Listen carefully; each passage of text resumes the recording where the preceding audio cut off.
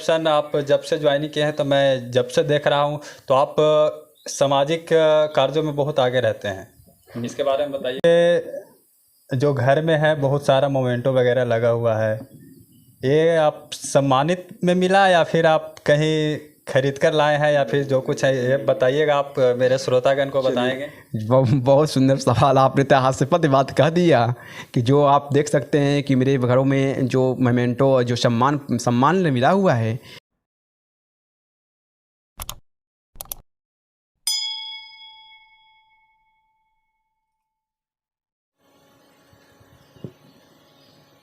अभी हम सभी औरंगाबाद ज़िले के निवासी एवं एंटी करप्शन एसोसिएशन के बिहार प्रदेश के प्रभारी आदित्य श्रीवास्तव जी के पास हैं। हम सभी बात करते हैं इनसे कि दीपावली में बहुत अच्छे बेहतरीन कार्य किए थे।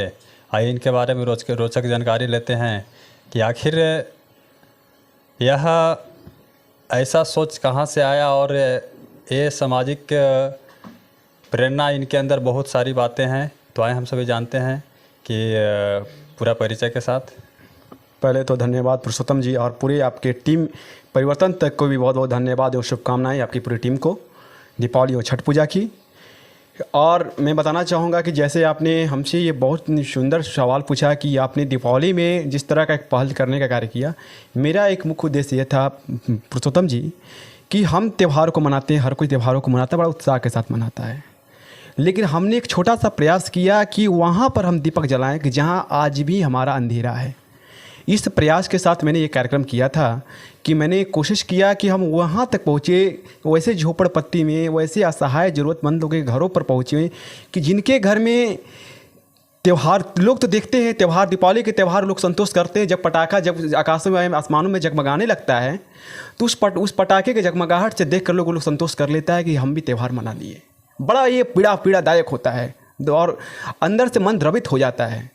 तो मेरा ही प्रयास था कि मैं उन घर तक जाकर उन्हें सारी त्योहारों की सामग्री जैसे कि बच्चों का कपड़ा और बच्चों का पटाखे खेलने की वस्तुएं, दिया की सामग्री और मिठाइयाँ, जो भी त्यौहार और पूजा का जो भी मतलब मनाने की सामग्री, वो सामान को उन तक देकर उन्हें भी इस त्यौहार को मनाने के खुशियों में शरीक हम कर सकें। इसी उद्देश्य के साथ मैंने ये काम किया और एक मेरा छोटा सा प्रयास है। मैं ये नहीं कह सकता हूँ कि आप भी किसके लिए आपको एक कहानी के रूप में बताना चाहूँगा पुरुषोत्तम जी कि किसी जंगल में आग लगा हुआ था। किसी जंगल में आग लगा हुआ था कि एक पक्षी कौआ अपने चोंच के माध्यम से उस जंगल में पानी डालने का काम कर रहा था। तो लोग उसको हास्यास्पद मान लिए कि इतनी बड़ी जंगल में भीषण आग लगी है और यहाँ पर ये भीषण आग में ये व्यक्ति ये पक्षी अपने चोंच के माध्यम से पानी डाल रहा है, इससे क्या हो जाएगा, क्या ये जंगल का आग बुझा देगा?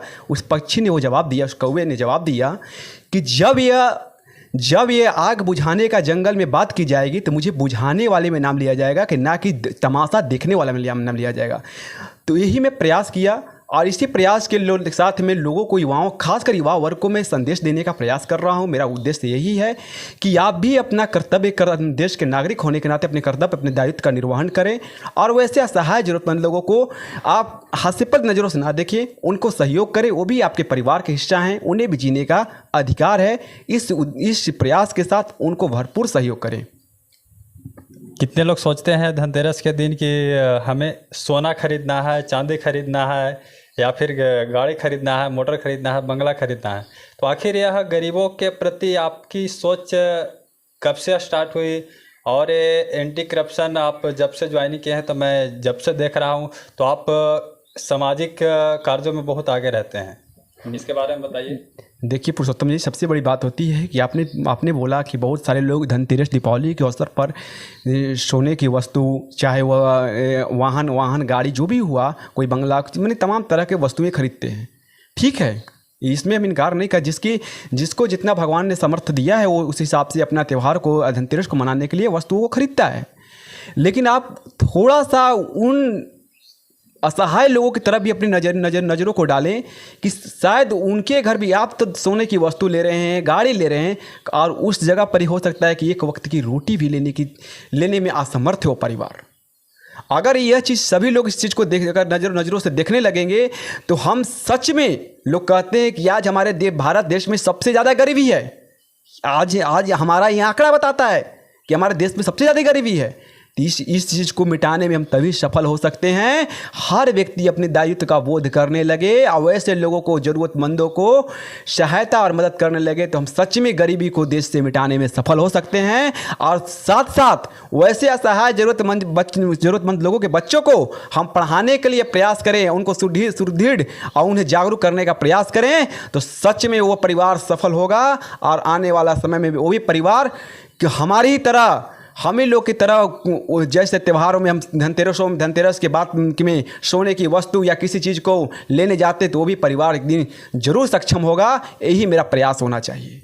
अगर आप जैसा सोच रहा प्रत्येक युवाओं के प्रति, प्रत्येक युवा सोचे कि धनतेरस में नहीं हम एक सामान लिए, गाड़ी लिए, बंगला लिए, तो उसके साथ अगर प्रत्येक व्यक्ति एक गरीब आदमी को मदद करे, तो यह भारत सचमुच में यह सोने की चिड़िया का देश भारत कहलाने लगी। और यह अगर प्रत्येक व्यक्ति अगर बात की जाए तो ऐसा होना चाहिए।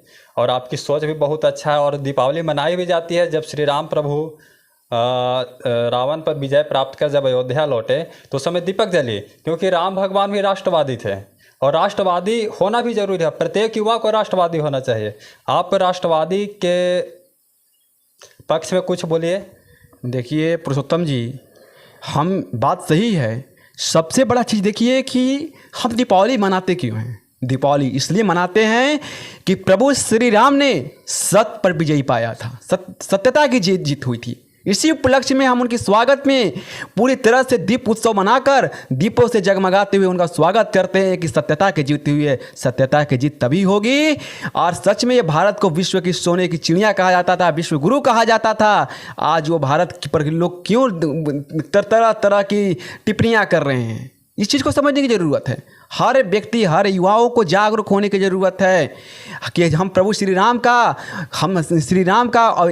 पूरी तरह से उनकी चरितार्थों को अपने जीवन में उतारने की ज़रूरत है।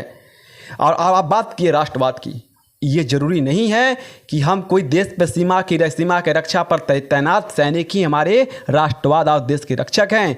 अगर हर व्यक्ति, हर युवा अपने कर्तव्य को ईमानदारी पूर्वक निर्वहन करता है, तो भी राष्ट्रवाद और देश की रक्षा के लिए वो व्यक्ति जागरूक है।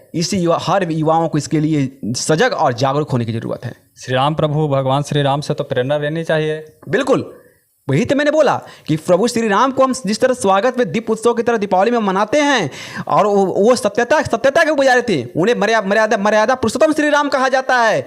आज युवा वर्ग को अपने, आप देखेंगे आज हर युवा वर्ग सोशल मीडिया प्लेटफॉर्म को क्या चीज़ में इस्तेमाल किया जा रहा है, आप देख सकते हैं। लोग भ्रमित कर रहे हैं सोशल मीडिया से। आप भी चीज़ सोशल मीडिया का सही रूप से कहाँ उसका इस्तेमाल किया जा रहा है। आज के सोशल मीडिया पर बच्चे बस उसको एक अपना एंटरटेनमेंट का जरिया बना दिए हैं, उसकी महत्वाकांक्षा को नहीं समझ पा रहे हैं।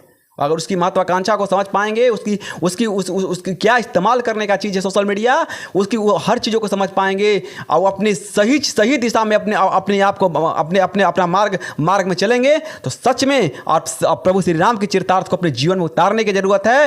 तभी हम प्रभु श्री राम को अपना भक्त मान सकते हैं। हमारे आदित्य श्रीवास्तव बड़े भाई समान हैं और इनसे मिलकर बहुत खुशी हुआ कि इनका जो उत्साह है, सामाजिक प्रेरणा है। और यहाँ पर आपके जो घर में है बहुत सारा मोमेंटो वगैरह लगा हुआ है, ये आप सम्मानित में मिला या फिर आप कहीं खरीद कर लाए हैं, या फिर जो कुछ है ये बताइएगा, आप मेरे श्रोतागण को बताएंगे। बहुत सुंदर सवाल आपने तो हास्यास्पद बात कह दिया कि जो आप देख सकते हैं कि मेरे घरों में जो मोमेंटो, जो सम्मान मिला हुआ है, यह मेरे लिए सबसे बड़ा पूंजी है। यह आप लोग का मेरे कार्यों को देखकर जो हमारा समाज हमें सम्मानित करता है, वही सम्मान ये देख रहे हैं। हमने धन दौलत अर्जित नहीं किया। मैं जो कार्य कर रहा हूँ उसमें मैंने कभी अपने आप को नहीं सोचा कि मुझे इस कार्य से राजनीति में आगे जाना है, राजनीति में जाकर मुझे अपना कमाने का एक जरिया बनाना है। ये कभी मेरा मन में और मेरे दिलों में ख्याल नहीं आया। मैं भगवान से भी मैं कामना करता हूँ कि इस तरह की मेरी मानसिकता मुझे ना दे। और मेरा जो कार्य होता है समाज में, तो इसी कार्य को देखते हुए आप पिछले वर्ष मुझे पूरे भारत में सामाजिक कार्यों के लिए, उत्कृष्ट कार्यों के लिए चौथा स्थान प्राप्त हुआ था, जिसके लिए मुझे सम्मानित प्रयागराज में सेमिनार में किया गया था। मुझे पूरे भारत में चौथा स्थान प्राप्त हुआ है। अभी मैं बताना चाहूँगा कि 9 नवंबर का कार्यक्रम होने वाला है, उसमें भी पूरे सोशल वर्क में, सामाजिक कार्यों के लिए मुझे बिहार में पहला स्थान चुना गया है। उसमें मुझे जाना है, वो पटना कृष्ण मेमोरियल हॉल में कार्यक्रम होने वाला है। तो यही हमने धन दौलत को अर्जित नहीं किया, ये सम्मान आप लोग द्वारा स्नेह और प्रेम दिया गया, ये मेरे लिए सबसे बड़ा पूंजी है। तो आप पढ़ लिख कर तो आप बीपीएससी भी क्रैक कर सकते थे, यूपीएससी को भी क्रैक कर सकते थे, परंतु आपने सामाजिक कार्यों को क्यों ही चुना? आपके पीछे यह उत्साह कब से आए? यह मेरा इच्छा तब से जागृत हुआ जब मैं 10वीं में था। उस समय मैं विद्यार्थी परिषद का कार्य करता था। विद्यार्थी परिषद में जब मैं सदस्यता ली थी, तो विद्यार्थी परिषद ऐसा संगठन है, छात्र संगठन है, जो व्यक्ति को राष्ट्रवाद की तरफ से पूरी तरह से उसके नस नस में राष्ट्रवाद, देशभक्ति की भावना भर देता है। और उसी भावनाओं को मुझे जागृत हुई। फिर मैं समसेवक का शाखा ज्वाइन किया। धीरे धीरे मुझे अपने सामाजिक कार्यों में काम करने का एक अलग से ही आनंद की अनुभूति प्राप्त होने लगी। तो मैंने प्रयास किया कि चलो इसी कार्य में, जैसे आप देख सकते हैं कि मदर टेरेसा भी बहुत कुछ चाहती तो बहुत कुछ कर सकती थी। उदाहरण के रूप में मैं देना चाहता हूँ, मदर टेरेसा में भी ये क्षमता था, वो चाहती तो बहुत कुछ कर सकती थी, लेकिन मदर टेरेसा ने सब चीज़ छोड़कर परिवार अपने पूरी तरह से समाज, अपना नैतिक जीवन को छोड़कर वो पूरी तरह से समाज को उन्होंने समर्पित कर दिया।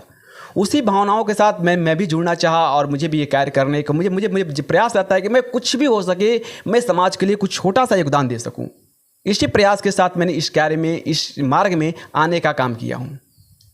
आप अपने दीपावली से पूर्व धनतेरस में सहयोग किया, तो आगे भी इसी तरह का कार्य करिएगा या फिर इसके बारे में बताइए? देखिए पुरुषोत्तम जी, चाहे दिवाली का त्यौहार हो, चाहे वो होली का त्यौहार हो, चाहे वो दुर्गा पूजा का त्यौहार हो, चाहे कोई भी त्यौहार हो, मेरा त्यौहार, यहाँ तक कि मैं बताना चाहूँगा पुरुषोत्तम जी आपको कि मैं अपना जन्मदिवस भी वैसे ही जाकर बस्तियों में मैं मनाता हूँ। मैं आज के युवाओं को देखते होंगे कि आज के युवा जन्मदिन पर बड़े बड़े होटलों में जाकर अपने मित्रों के साथ जन्मदिन को बड़े बड़े पैमाने पर मनाते हैं। मैं उन युवाओं को भी संदेश देना चाहूँगा कि आप वैसे जगह जाइए, वैसे लोग के बीच में मनाइए कि वहाँ आपका जन्मदिन मनाने का एक अंतरात्मा इतनी खुशी होगी, आंतरिक खुशी मिलेगी आपको। और मैं त्यौहार तो क्या, मैं अपने जन्मदिवस भी उन्हीं के बीच में मनाता हूँ और मुझे बहुत अंदर से शांति की अनुभूति प्राप्त होती है, बहुत अच्छा लगता है। अभी